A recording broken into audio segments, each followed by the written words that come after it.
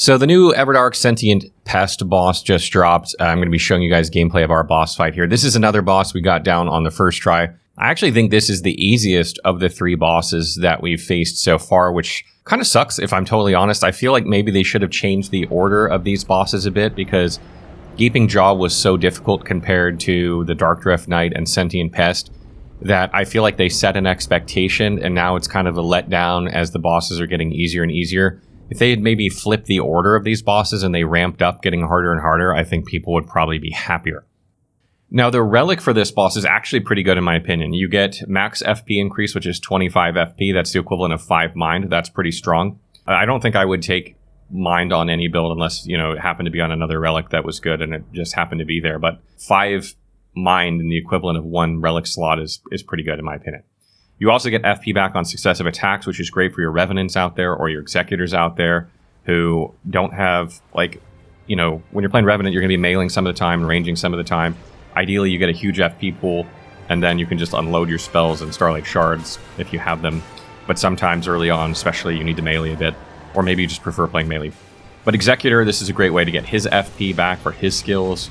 And then the max FP when you unlock a rise is 18%, if I'm not mistaken. And this is per rise you unlock. So if you unlock 2, then you're going to get 18% twice, and if you unlock 3, etc. So this can make your FP pool really big. I don't know that this is a meta Ruin or a meta Relic, but I expect it to find its way into a lot of builds simply because it just makes playing easier. And, you know, in terms of min-maxing your damage, I don't think it's going to do that for you, but it just might make your life a lot easier when you're playing, and it might level out your runs. Instead of having like really good runs and really bad runs, you might have more stable runs using it, which might lead to more successful runs. So this fight obviously starts in the second phase, and the boss is locked onto me almost immediately, and I'm just doing everything I can to stay out of the way. I'm sliding through attacks, dodge rolling. I get hit a couple times, but I stay alive. And it doesn't take us very long to range this thing down. Because it's already joined, we're all just kind of focus fired on it. I'm attacking the Moth with my fire bow, started with 1. And you'll notice quite quickly that this boss has a second health bar. After it goes down, there's another health bar. And that's where things really get interesting. So the first thing this boss does is it reses the Moth and the Scorpion, and then you're fighting them separately. And then it starts possessing the Scorpion. I don't know if it'll actually possess the Moth or not. I suspect it won't. But it starts possessing the Scorpion, and you're damaging it slightly while attacking the Scorpion. And the Scorpion's attacks are kind of enhanced, like he's got delayed explosions and things like that. So it's a little bit more challenging than usual in that regard, but because everyone is kind of focused on one boss compared to the 2 split-up bosses for most of this fight, it's a bit easier. And once you down the Scorpion a second time, you'll be able to attack the Moth for a bit, and then you'll res the Scorpion again, and you kind of repeat this process. It's not the most interesting boss fight, in my opinion.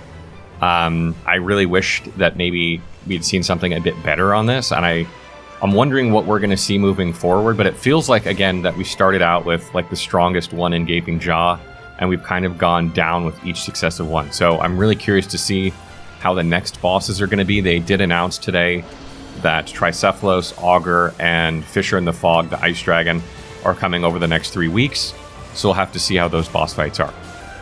So before we wrap up this video, just some general tips on Sentient Pest, his resistances and such. Even though I'm not sure you'll need them, it's not such a difficult fight. The Moth has negative resistances to all physical damage, so that's really good. Like if you have an Iron Eye that's shooting into it, it's good. It also has minus 40% resistance to fire. So in my case, I was using a fire bow, so I was getting physical and fire going into the Moth, which worked really well.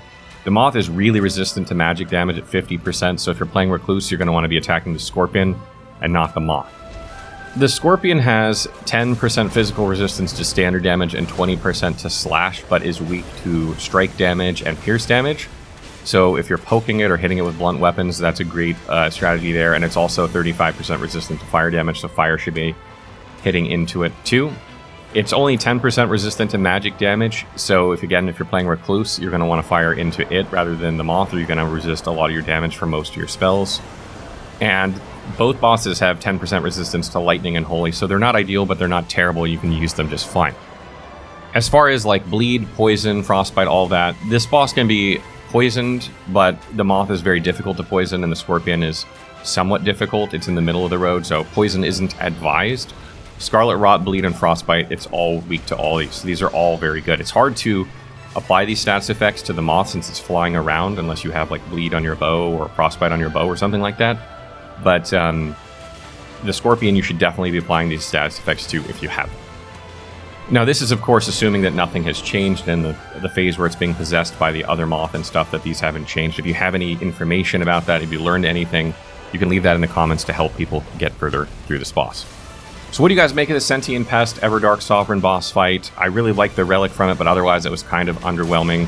I am excited to see what the other bosses are, but I have to tell you, if they're not ramping up the challenge a little bit, I'm a little bit concerned. What do you guys think? Let me know in the comments below.